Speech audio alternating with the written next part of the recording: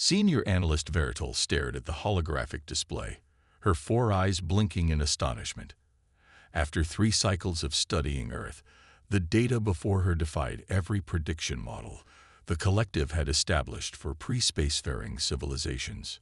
"Computer, verify these readings again," she commanded, her silver-scaled fingers dancing across the control surface. The artificial intelligence hummed briefly before confirming what she already knew. Humans were impossibly adaptable. Vertal had been tasked with assessing Earth's threat level after the collective's long-range probes detected unusual technological advancement patterns. The military council expected a routine report confirming Earth as an easy conquest. Instead, she found herself documenting something unprecedented. She pulled up footage from a human settlement in what they called Alaska. The temperature there regularly dropped below freezing, yet humans didn't just survive. They thrived. They built heated shelters, developed insulated clothing, and even created entertainment from the harsh conditions. When their vehicles broke down, they didn't wait for replacements. They repaired them with whatever materials were available. "Most fascinating," she muttered, switching to footage from another region called Singapore. Here, humans had transformed a sweltering jungle into a metropolis of towering structures that seamlessly blended technology with plant life. They hadn't just conquered their environment, they'd enhanced it. The door to her research chamber hissed open. "Senior analyst, the council requests your preliminary report," announced her assistant, Zinra. Vertal's upper eyes focused on the young aide while her lower pair continued studying the data streams. "Tell them I found complications." Complications. Zinra's antenna twitched nervously. "The invasion fleet is already assembling. High Commander Rixel expects confirmation of Earth's primitive status. Then High Commander Rixel should prepare for disappointment." Vertal began compiling her findings. "These humans, they're different from any species we've encountered." She brought up a new series of images. "Look at this. When their primitive combustion vehicles proved too slow, they didn't wait to develop gravity drives like we did. They built increasingly complex machines, optimizing and iterating until they could travel faster than sound itself, using only atmospheric pressure and chemical fuel." Zinra moved closer to the display. "But surely their weapons technology is terrifying," Vertal interrupted.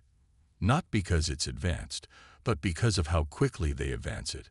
Observer logs show they went from simple projectile weapons to thermonuclear devices in less than one of their centuries. But here's what's truly remarkable. They recognized the danger and created complex diplomatic systems to prevent planetary destruction." She pulled up another dataset. "And their information-sharing network, Zinra. They built a planetary knowledge repository that any of their species can access and contribute to. They debate theories, share discoveries, and solve problems collectively across their entire world." "The Council won't like this," Zinra warned. Vertal's scales rippled in what humans would recognize as a shrug.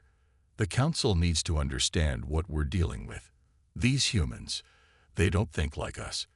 When faced with an obstacle, they don't just seek a single solution. They try hundreds of approaches simultaneously. They celebrate failure because it teaches them what doesn't work. They turn their children's entertainment into training for innovation." She gestured at a video of human youth building complex structures with interlocking blocks. "Their young learn physics and engineering before they can even communicate properly. They don't just pass down knowledge.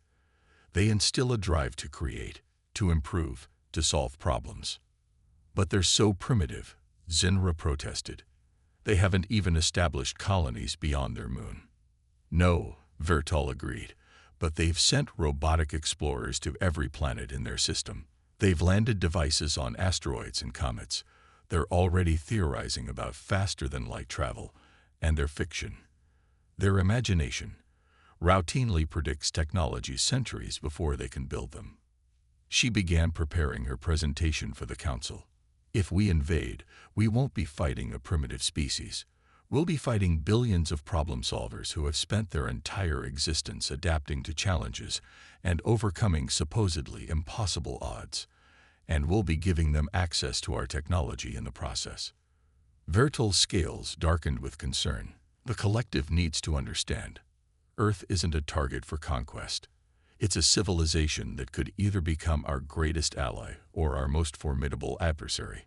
The choice we make now will determine which. As she finished compiling her report, Vertal knew her findings would send shockwaves through the collective's hierarchy.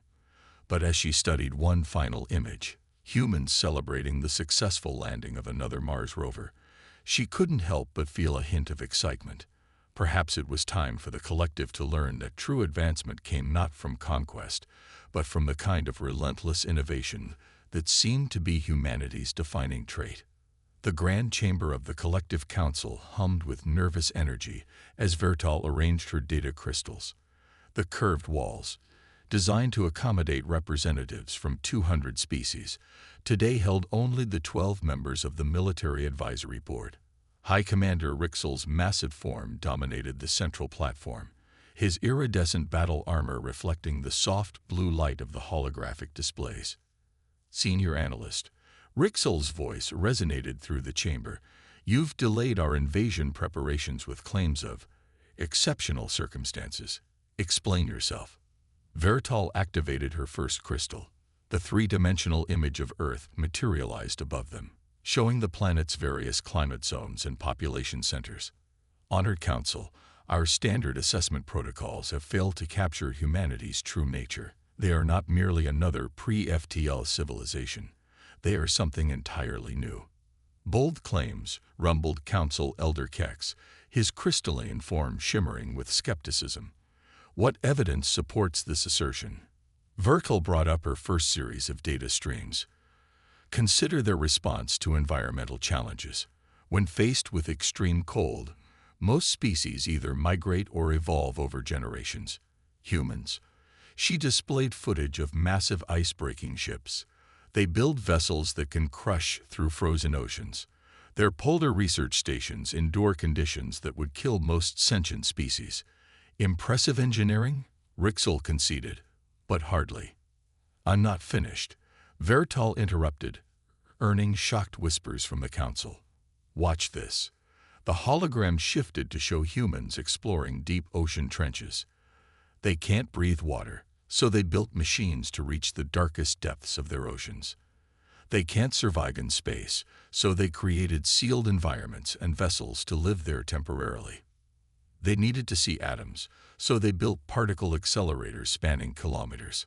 Council member Zixit, her feathers ruffling with interest, leaned forward. You speak of technological advancement. All species. No. Vertal's 4 eyes blazed with intensity. I speak of something far more significant.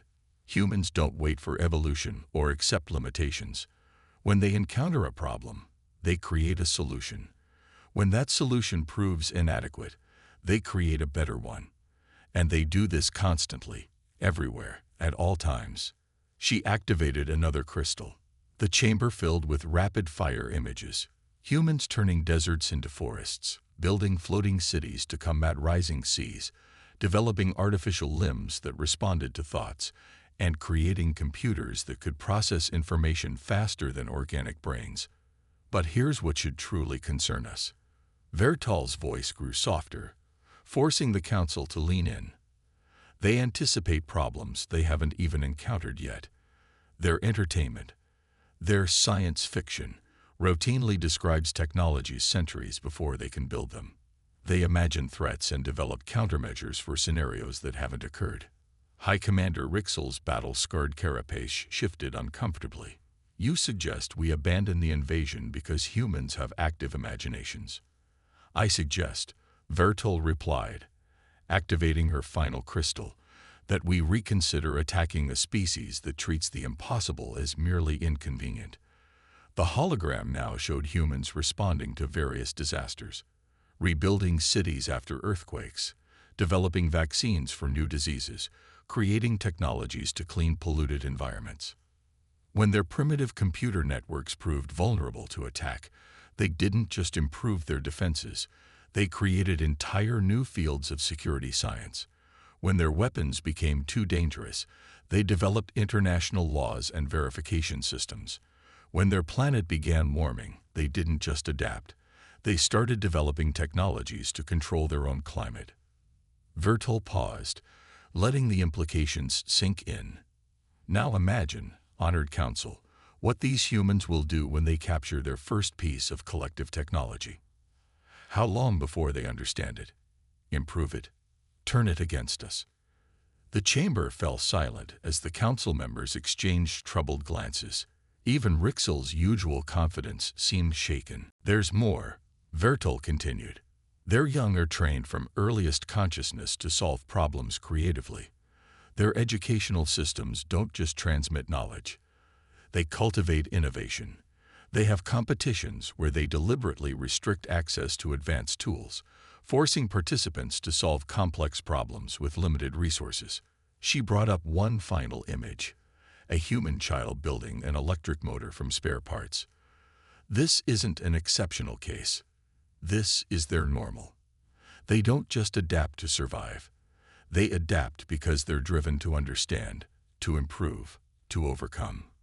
Council Elder Kex's crystalline form pulsed with concern. What are you suggesting, analyst?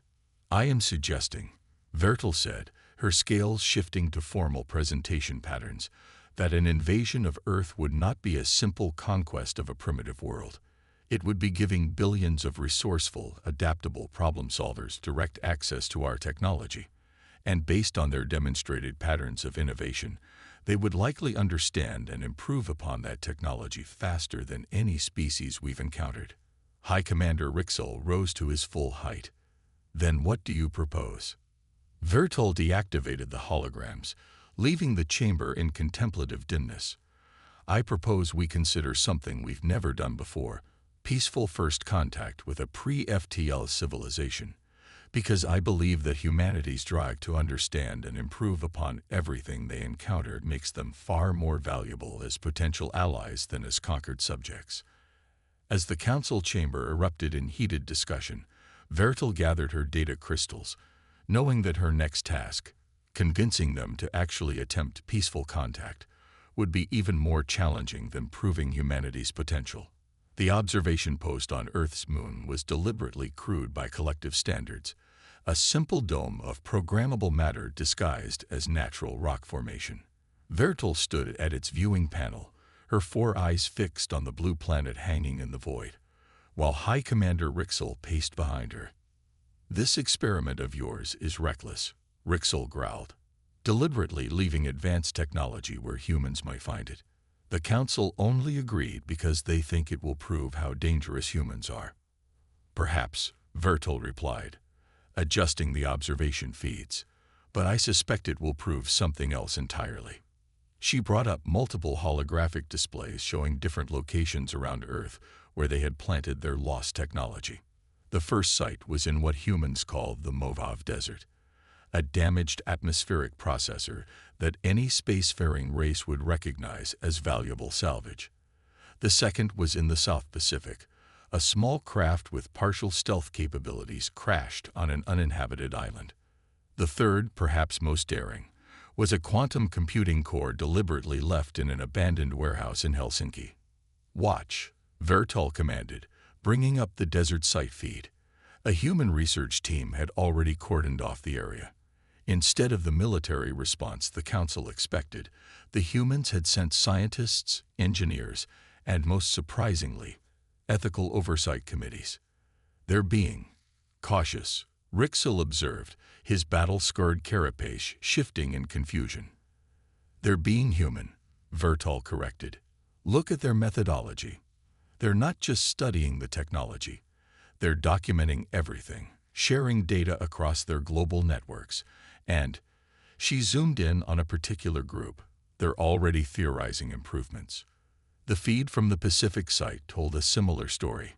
The humans had established a floating research platform around the crashed craft. Teams of engineers worked in shifts, methodically scanning and analyzing every component. But what fascinated Vertol most was watching them recreate the technology using their own materials. They're not just reverse engineering it, she explained, her scales rippling with excitement. They're reimagining it. Look, they've already identified 3 different ways to achieve the same stealth effect using their current technology base. They're not copying. They're learning principles and applying them in new ways. Rixel moved closer to the Helsinki feed and the computing core. Vertol's upper eyes blinked in amusement while her lower pair remained fixed on the data. That's the most interesting case. They recognized its quantum nature immediately, but instead of trying to crack its security, they're using it to validate their own quantum computing theories. They've made more progress in understanding quantum entanglement in the past month than they had in the previous decade. She brought up comparison charts showing technological advancement rates, but here's what the Council needs to understand. They're sharing everything. Every discovery, every theory, every failure is documented and distributed globally. They have teams working simultaneously on different aspects of the technology, building on each other's findings in real time. This proves nothing, Rixel protested. They're simply. An alert chimed, cutting him off. Vertol quickly brought up a new feed. Well, this is unexpected. They found a connection between the 3 sites. Impossible. We planted them separately with no linking evidence. Never underestimate human pattern recognition, Vertol said softly. They noticed that all 3 technologies use similar quantum shielding in their power systems. They're now theorizing about a common origin. Look, they're already establishing new research protocols for potential extraterrestrial technology. The feeds showed increased activity at all 3 sites. Teams were being redistributed, new security measures implemented, and most importantly, new collaborative frameworks established. You see, Vertol gestured at the displays. They're not afraid. They're excited. Every new discovery feeds their curiosity. Every breakthrough leads to new questions. They're already developing protocols for peaceful first contact scenarios. Rixel's mandibles clicked thoughtfully. And at first contact isn't peaceful. Vertol brought up the latest analysis from her team. Then we face a species that can take 3 pieces of advanced technology, understand them, improve them, and integrate them with their existing systems in less than 6 months. A species that doesn't hide knowledge but shares it, allowing millions of minds to work on problems simultaneously. A species that treats the discovery of alien technology not as a threat, but as an opportunity to learn and grow. She turned all 4 eyes to Rixel. Tell me, Commander, if this is what they can do with 3 damaged devices, what do you think they'll do with an entire invasion fleet's worth of technology? Before Rixel could respond, another alert sounded. Vertol quickly checked the feeds and her scales paled slightly. It seems we may have miscalculated something. What? They didn't just discover connections between the sites. They've started tracking quantum fluctuations in our observation posts shielding.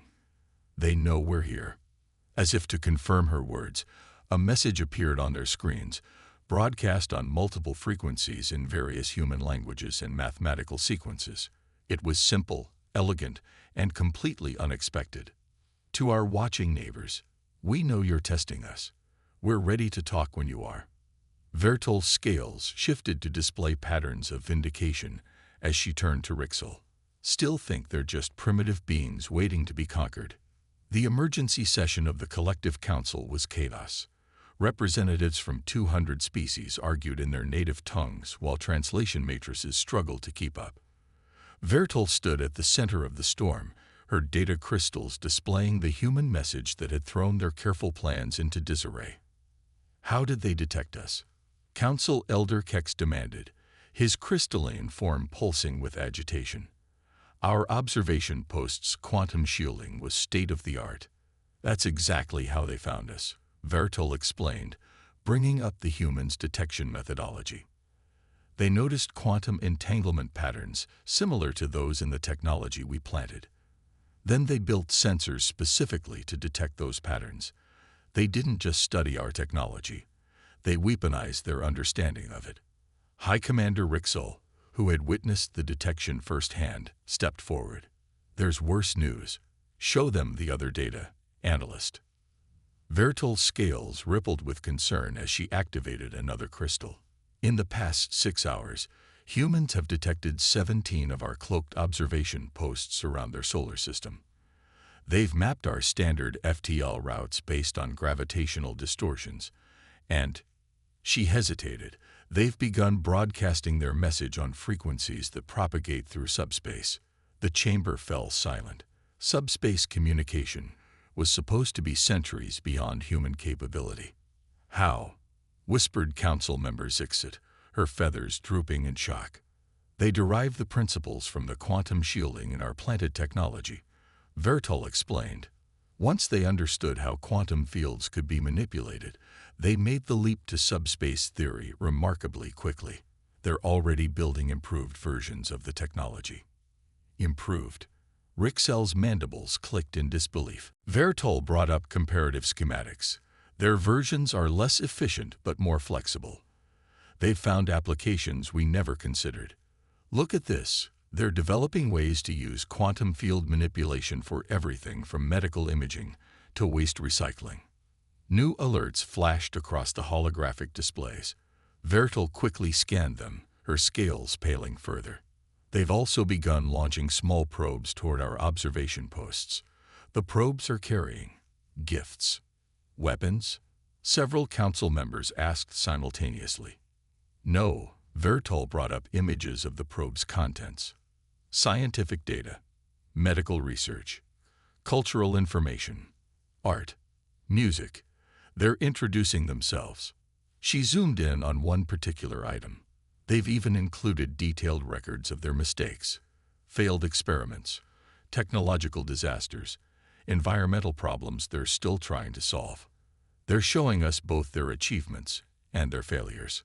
High Commander Rixel's battle armor shifted uncomfortably. The invasion fleet is already assembled. If we delay much longer, if we invade now, Vertol interrupted, we'll be attacking a species that reversed engineered our quantum technology in months, detected our supposedly undetectable observation posts, and figured out subspace communication ahead of schedule. And now we know they can track our fleet movements. She brought up new tactical analyses, but more importantly, look at how they're responding to discovering they're not alone. No panic, no aggression. Instead, they're reaching out with knowledge and transparency. They're showing us exactly who and what they are. A species driven by curiosity and innovation who would rather learn from us than fight us. Then why are they also doing this? Rixel brought up his own data crystal, showing new human military installations under construction. Because they're not naive, Vertol replied. They're preparing for either possibility, peaceful contact or conflict. But look closer at those installations. She enhanced the images. They're defensive positions. They're not building an invasion fleet. They're establishing a defensive grid. And she highlighted specific details. They're incorporating our quantum shielding principles into their designs. The council chamber erupted in fresh debate. Some argued for immediate invasion before humans grew too powerful. Others insisted on accepting the offer of peaceful contact. A few suggested retreating entirely and quarantining the entire solar system. Vertol raised her voice over the chaos. There's something else you need to see. She activated her final crystal, displaying a message that had just been decoded from one of the human probes. It was addressed specifically to her. To Senior Analyst Vertol. Yes, we decoded your communication protocols. We know you've been advocating for peaceful contact. We know others in your collective favor invasion. We hope you'll share this message with them. We believe cooperation will benefit both our civilizations far more than conflict. We have so much to learn from each other. But if forced to defend ourselves, we will apply everything we've learned from your technology with the same dedication we've shown in understanding it. The choice, as you said in your report, is yours. The message was signed by a human named Dr. Sarah Chen, chair of the newly formed Human Extraterrestrial Contact Initiative. Vertol turned to face the council, all four eyes blazing with intensity. They didn't just detect us. They've been reading our transmissions. They know our internal debates. They know our capabilities. And still, they're choosing to reach out peacefully while making it clear they can and will defend themselves if necessary. She let that sink in before continuing. So, honored council, we face a choice. We can have humanity as an ally, a partner whose drive to innovate and improve could revolutionize our own technology. Or we can have them as an adversary who already understands our capabilities and has demonstrated they can improve upon our technology in unexpected ways. The chamber fell silent as the council members contemplated the implications. Finally, Council Elder Keck spoke. It seems, Senior Analyst, that your original assessment was correct. The only question remaining is, what do we do now? The grand diplomatic hall of the Collective's flagship hung suspended in Earth orbit, its crystalline structures refracting sunlight into rainbow patterns across its chambers. Vertol stood before the massive viewing window, her scales shifting nervously as she watched the first official human delegation approach in their shuttle. They designed that vessel in just 2 weeks, High Commander Rixel noted, standing beside her. His battle armor was polished to ceremonial brightness, but it couldn't hide his unease. They adapted our quantum shielding principles into their propulsion system and improved its efficiency by 30%, Vertol added. They're calling it quantum slip drive. Already they're theorizing applications beyond simple space travel. The human shuttle docked with impossible grace for such a newly developed craft. Vertol had studied the pilot's credentials. Dr. Sarah Chen herself, the same scientist who had sent that pivotal message, had insisted on flying the first contact mission. It was characteristic of what they'd learned about humans. Their leaders didn't just direct, they participated. As the airlock cycled, Vertol reviewed the incredible changes of the past month. After her presentation of the human's message, the council had debated for 3 full cycles before reaching their decision. The invasion fleet had been quietly dispersed, replaced by diplomatic vessels. The observation posts had been formally acknowledged, transformed into communication stations for cultural and scientific exchange.